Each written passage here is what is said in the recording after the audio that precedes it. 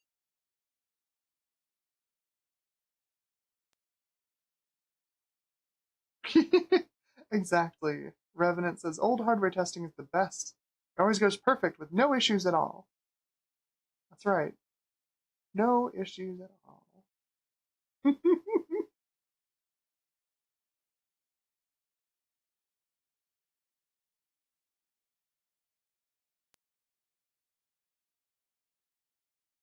I bet it hasn't even changed the drivers. I bet it still says it's running the 2000 drivers.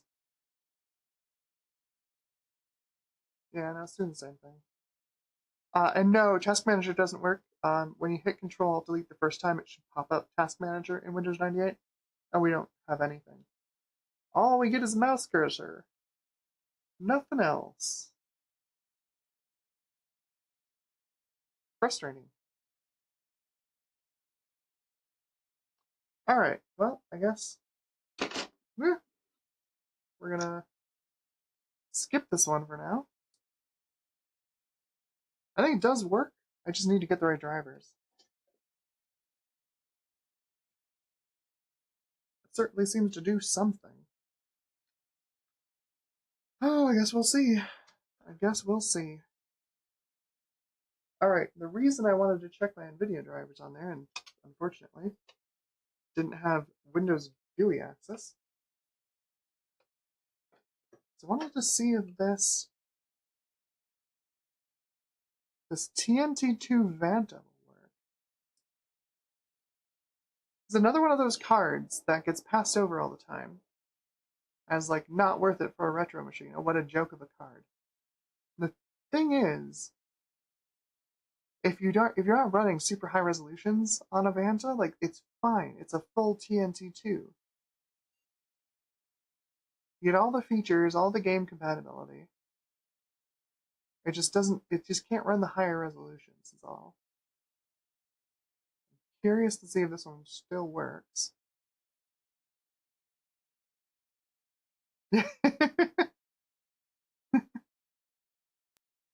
I appreciate that. I appreciate it. I don't think it needs to be cooked. I'm pretty sure. Yeah, thanks. That's because you're looking in the wrong place. I don't know what driver this is trying to look for, so I'm going to hit cancel.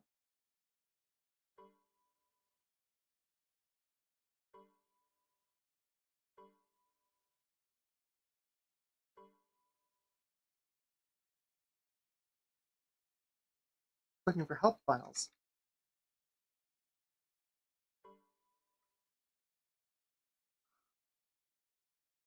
Who knows what driver version it's trying to install? No.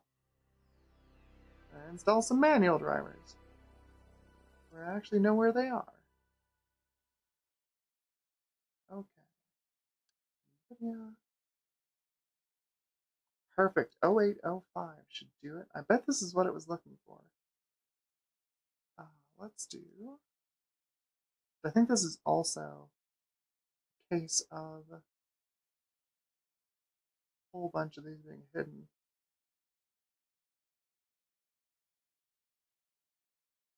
Yeah, there we go. Yeah, because you can see these are split between VXDs and TLLs. Like graphics drivers are going to be both pretty much all the time. Device manager. Is update driver.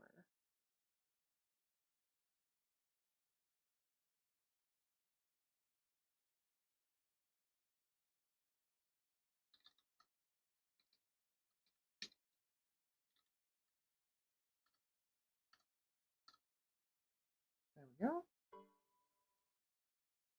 My current driver might be a closer match, huh? The one that doesn't have any files installed? Yeah, you really think so?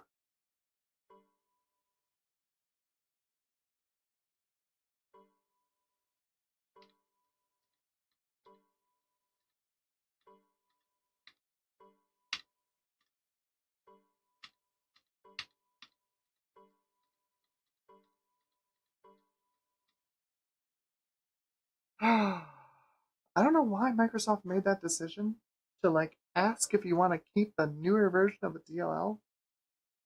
In what world would you want to mix two different driver versions, DLLs? It's never going to work.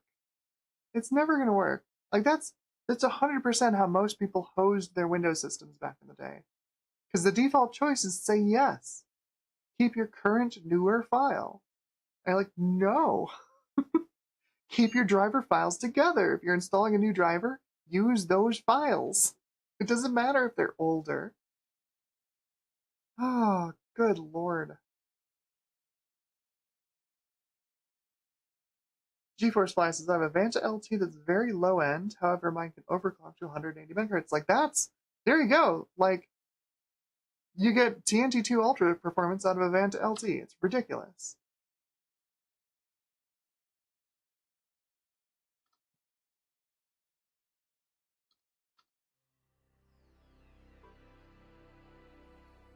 Okay.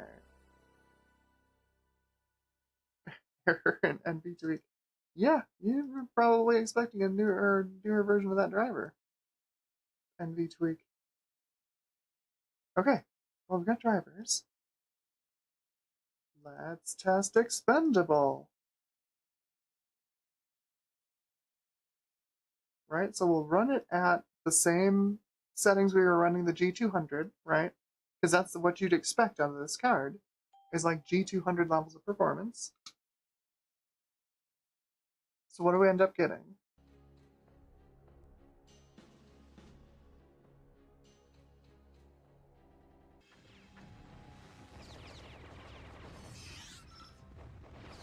Yeah, actually about G200 levels of performance.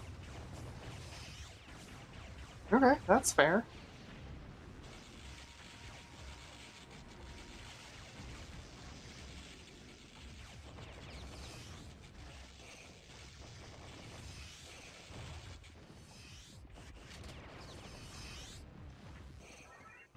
It's funny, I should try... So one of the things I usually use Vantas for, and same with like TNT Model 64s, is I usually use them for like Pentium 2, Pentium 3 systems. Lower end ones, like 450, 500 megahertz, you know, or Pentium 2s in the 300, 350 megahertz range. Because like those CPUs are never gonna like satisfy a high-end TNT or GeForce or anything like that. But it makes me wonder because early NVIDIA drivers were pretty high overhead. Like they weren't as high overhead as like ATI drivers, right? Like those were the worst. For a long time, ATI drivers were just awful, you know, in terms of overhead. But like S3's drivers are pretty good in terms of overhead. Matrox's drivers pretty good in terms of overhead. So I wonder, like for a Pentium 2, early Pentium 3 class machine, would it make more sense to run a G200 or G250 instead of like a TNT? Not even saying a Vanta, but like even just a stock TNT, right? Like you get more performance ceiling, but like if you're held back by the CPU and the driver overhead, it wouldn't matter. That'd be kind of fun to figure out. Snag a TNT2 Ultra and like see if a G200 can beat it because the drivers are more optimized. That's the main reason, honestly, that like the Voodoo 3, the Voodoo 2 and the Voodoo 3 were so much faster than the TNT and the TNT2 back in the day. Like, yeah, if you turned up the resolution, the TNT2 would walk all over the Voodoos because it just had more fill rate. But the drivers just weren't there. 3DFX's drivers from back in the day were phenomenal in terms of optimizations.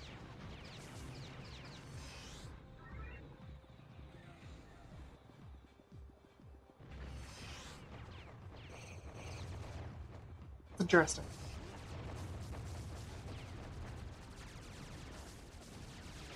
That's not too bad. That's pretty close to the G200 or the G250. Not the worst. What's Everest say about its clock speed?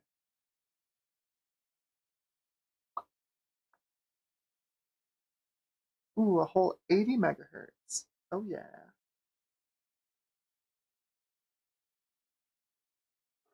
Not too bad. Not too bad. See, I don't think they're totally worthless. There's definitely a little lower performance than what we've seen before. Especially after looking at that PowerVR. Holy cow, that thing was fast.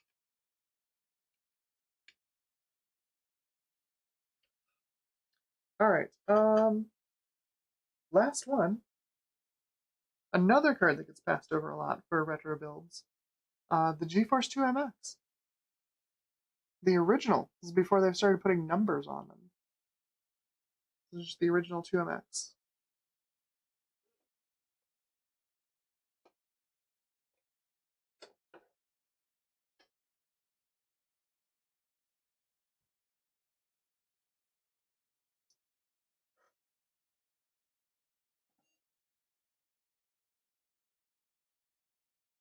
No, Revenant says, I missed the PowerVR. Which one did you look at? We looked at the Hercules 3D Profit 4000 XT. This is the Cairo.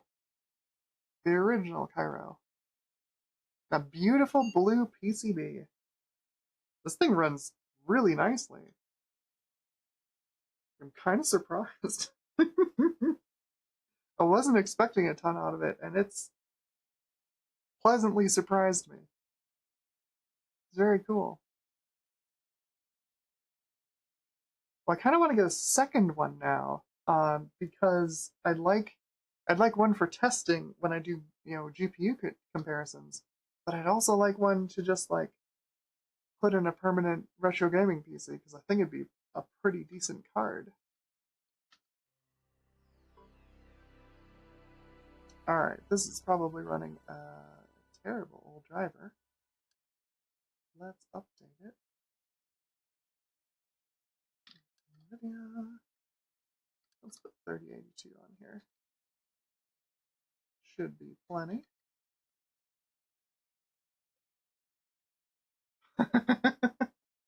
Revenant says I have an integrated Intel 740 on Dell Optiplex. I do have an i740. I have a gigabyte version. Also on a blue PCB. It's something. It's funny because, like, how do you test it? You have to put it on, like, basically, 440BX or maybe a 440FX. FX? Whatever the first AGP chipset is. It's got to be an Intel chipset, and it only works on a few of them because of those undocumented AGP features that it makes use of. It does not run on this board, not in the slightest, because of that.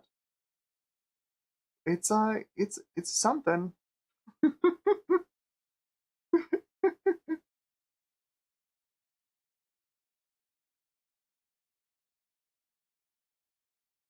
That is weird. Integrated i740. Actual integrated i740. Okay, so should be a little better off now with a little newer driver.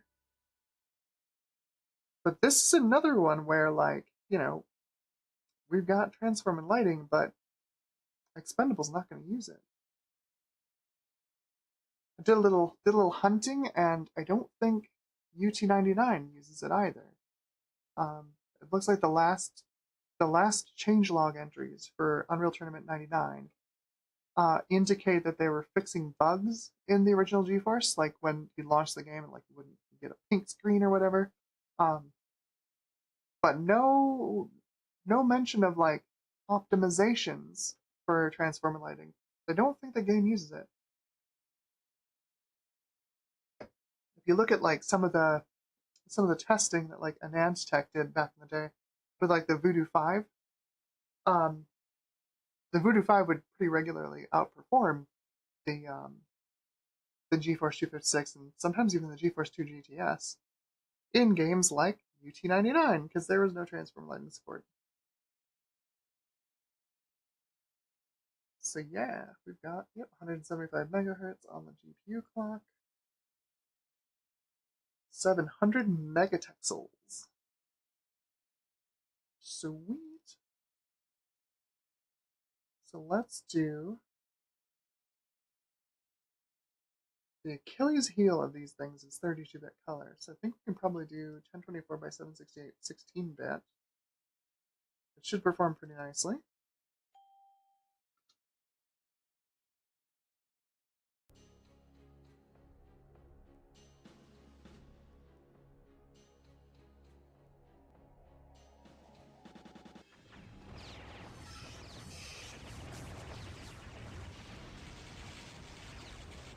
Yeah, see, these GeForce 2 MX, it's not bad.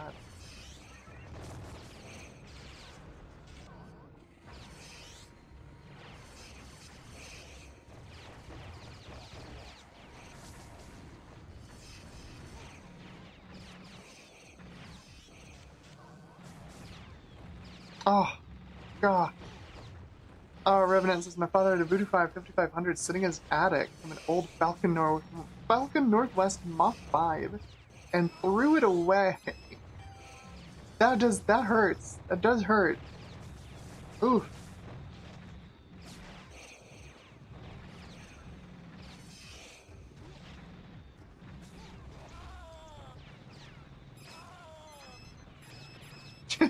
Gut Bombs laughing at my DLL hell. We got through it. We got through it. Well, sorta. I'll figure out what's going on with that Savage 3D eventually. I guess that one stays in the lab, or the Savage 4, I guess that one stays in the lab. Figure out what's going on with it. Pack the other ones in the box.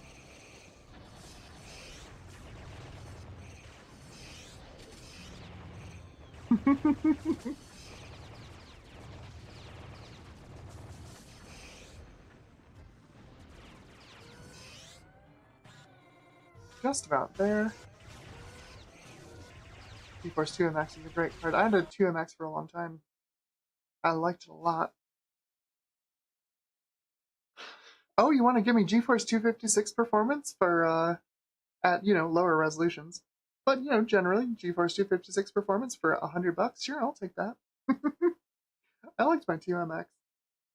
It was good. So yeah, that one works. Just about at the 2-hour mark, and you know what I'm gonna do? I'm gonna give y'all a treat.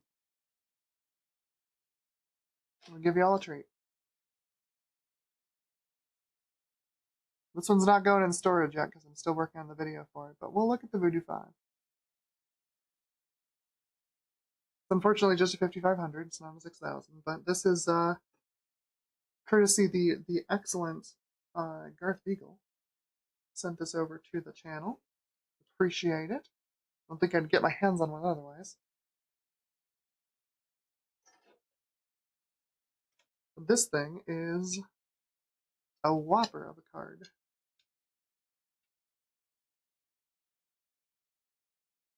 I love the heck out of this thing.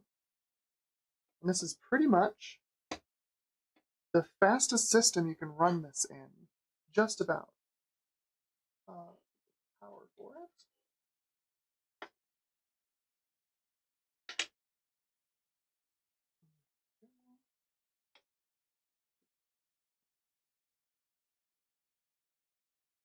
There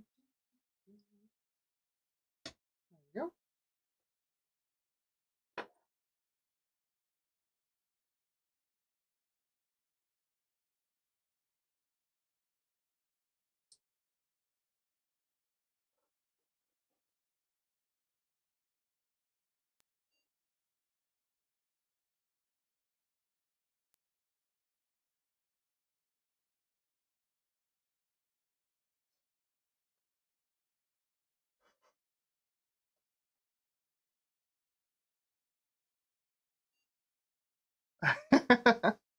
Blair asks, what happens with a faster system?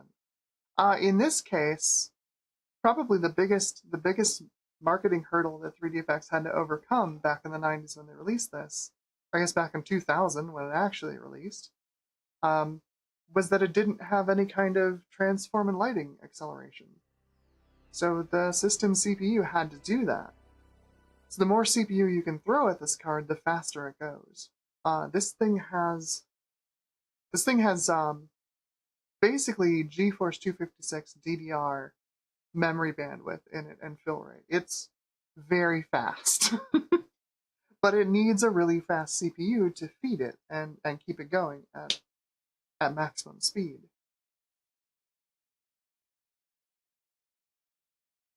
It was a little bit ahead of its time. Systems at the time couldn't really feed it properly. So we've got 2 GPUs on here, right? You can see that Everest sees it as two different VSA 100 chips. Each one's capable of 333 megapixels per second, as well as megapixels. We've got two pipelines, 2 pixel pipelines, 1 texture mapping unit per pipeline, for a total of 2. So we're going 667 megapixels and megapixels. This thing just flies.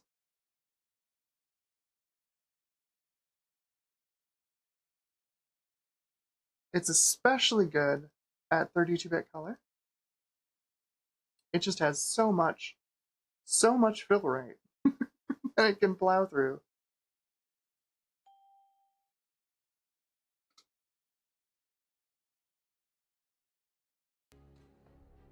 Oh, nice. Bruce says I managed to run an i740 on a VIA chipset with a K62. That's impressive. I didn't think that could work.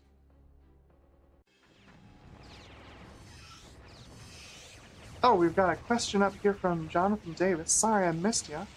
Random question. I recently got a Dell Optiplex 3050, and I already have a used RX 6400 GPU. Would that be an okay combo? More or less. I mean, the RX 6400 isn't amazing, really, but yeah, I mean, I'm assuming the 3050 is one of the small form factor ones, so like you have to get a half-byte GPU anyway.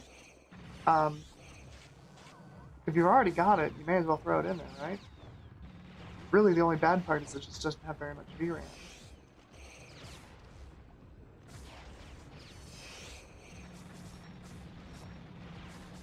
So, like, you take the Voodoo 5 and you double the amount of colors it's putting on screen. You double the color depth. You know, you go from 65,000 colors to 16 million colors, and it runs the same speed, right, as the GeForce 2 MX. Because it's got so much more memory bandwidth available to it. So the two GPUs on it basically interlace each other. They draw every other line. It was a technique they called scanline interleave. And if that sounds familiar, SLI, it's because NVIDIA bought 3DFX when they went bankrupt. Right after they released this card and adopted that moniker for their own scalable link interface, they called it.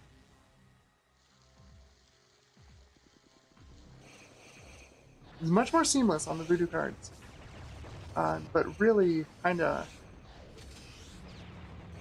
rooted in analog video output. Originally, 3DFX was building cards for, or they wanted to build cards for arcade machines, right? Big CRT arcade machines, where that's most of the thinking, right? Is you're dealing with an analog CRT and racing the beam across the CRT. Once you got into DVI, digital video output, and LCD screens, things the paradigm shifted. I think 3DFX really ever adapted to the new world. 83 FPS at 1024 by 768, 32-bit color, gorgeous. I love this card. I love this card so much. Throw some Quake 3 at. Oh, what did I do with that? What is this running for a driver? That it doesn't have OpenGL. Hang on. One moment. What is this running for a driver?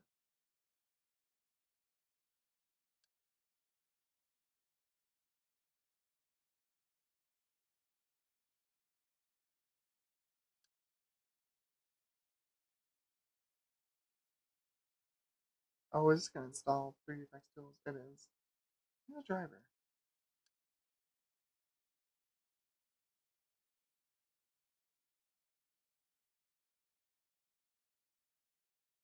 Windows.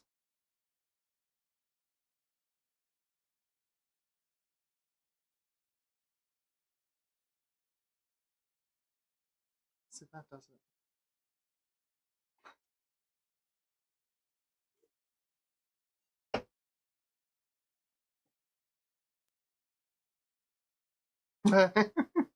Johnny Nisba says, I kept my GTX 980 for its analog VGA output, but I'm not currently using it. I need to power on my CRTs and make sure they still work. Definitely, definitely, definitely.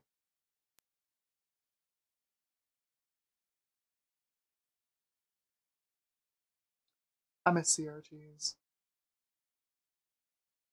So who saw the shader that was released by Blurbusters that like does CRT emulation in a shader if you're running running some kind of a display that's over 60 hertz? Looks pretty impressive.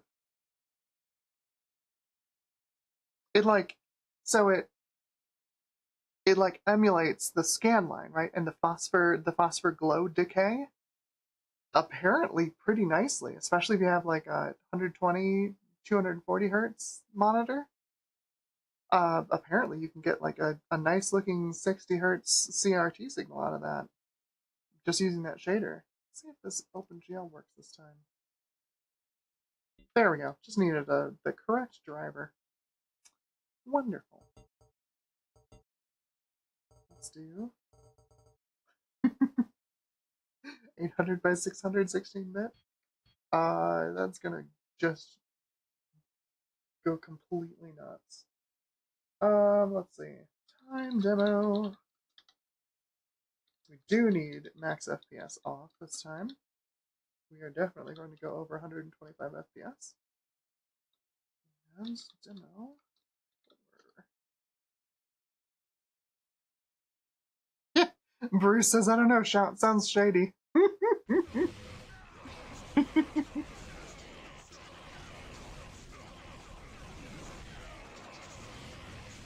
Yeah, I mean that's fair.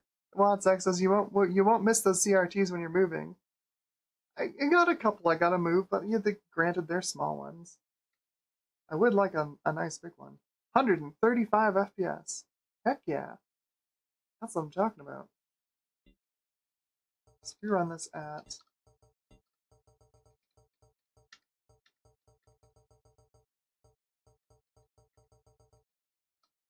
get some real image quality up here in this ass.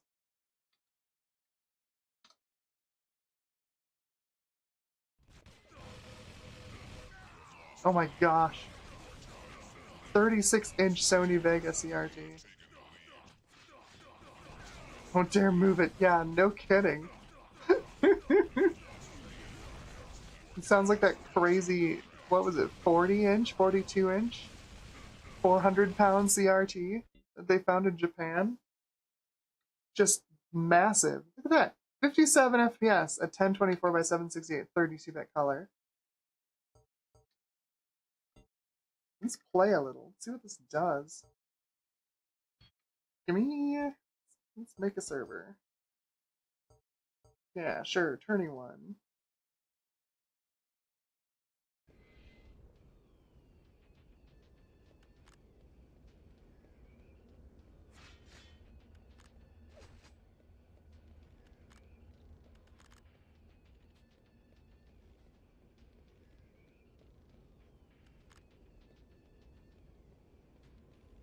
'72 FPS sure doesn't look like it. What's going on with my capture card?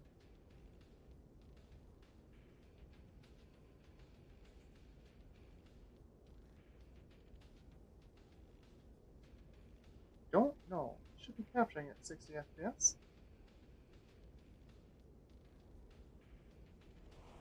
Hopefully y'all are seeing better frame rates than I am.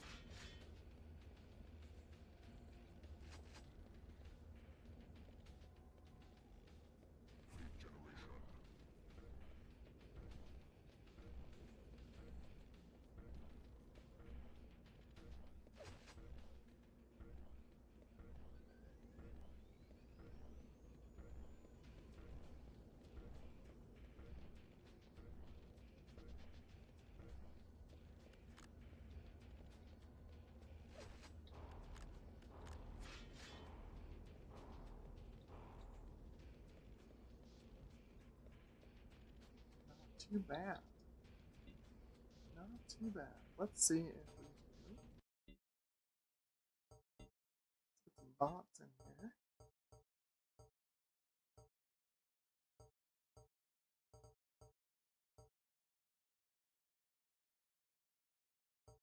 17. There we go. Do.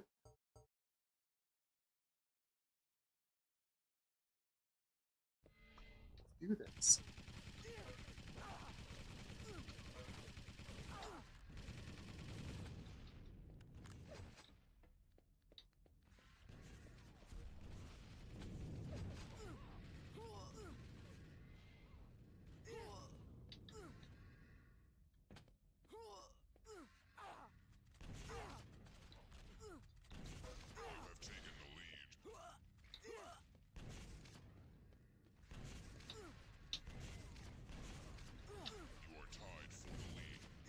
Oh, I'm dead. There we go.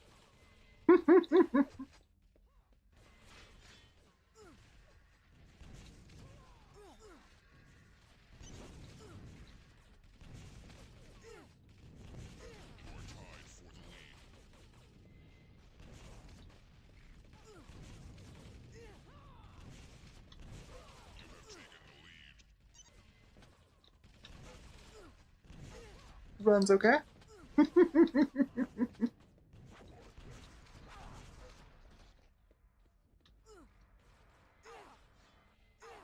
All of the technical difficulties are entirely down to my inability to play the game. Somebody grab this up.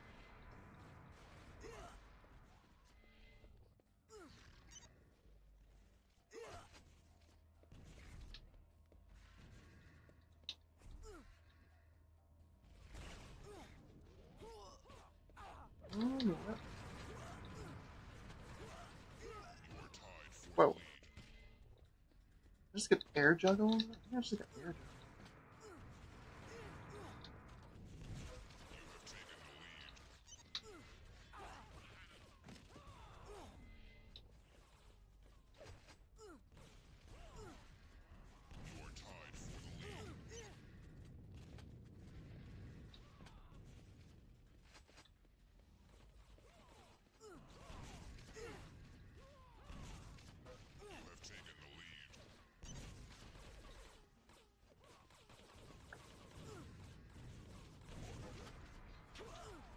Oh boy. Oh boy. Not doing the greatest.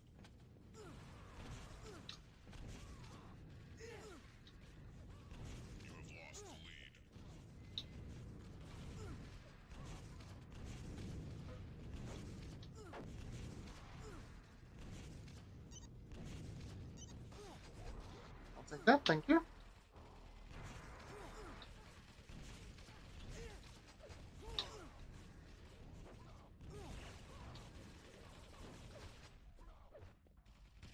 Man, I don't have the shotgun. Oh, that was a waste. Oh well.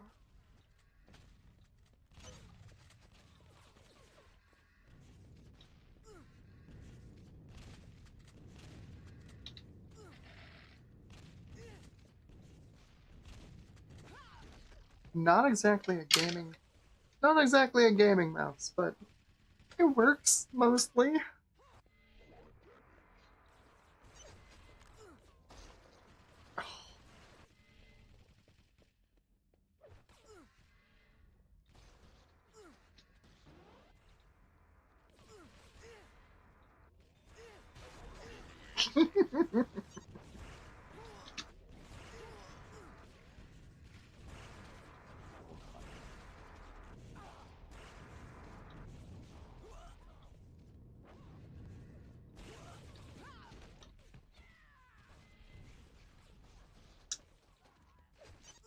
Railgun is not my specialty, especially not on this setup. I don't have an aiming keybind set up. I've got nothing. Pretty terrible mouse.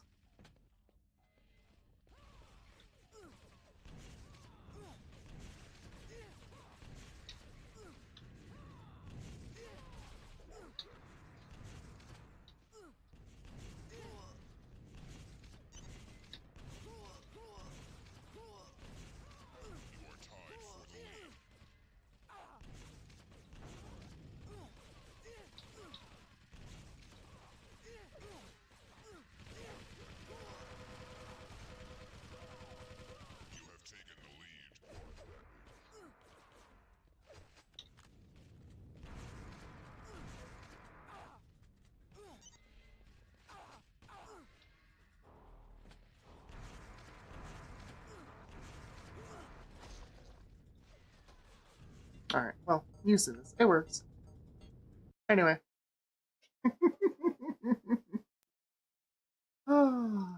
Yeah, that's the Voodoo 5. Voodoo 5's great.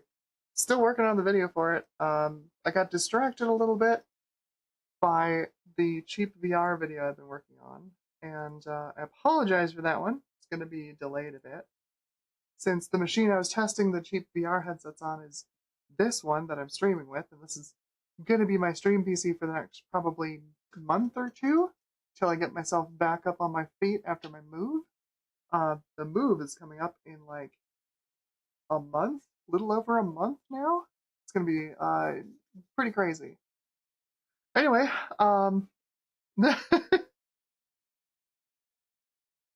Ron asks, was it that big a problem that it's basically a PCI card in an AGP slot? Not really. Not really.